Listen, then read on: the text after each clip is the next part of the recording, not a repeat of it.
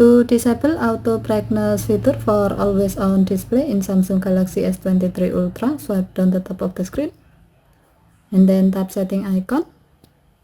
Scroll down the screen to find lock screen.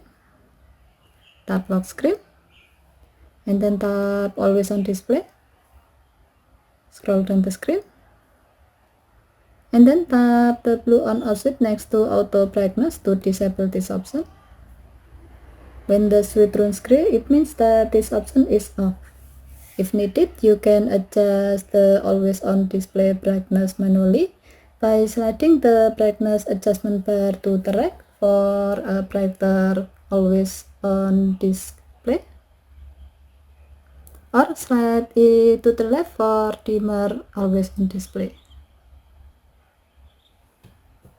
Alternatively, you can manually adjust the brightness for always on display by double tapping the clock in the always on display screen. Okay, thank you for watching. Have a nice day.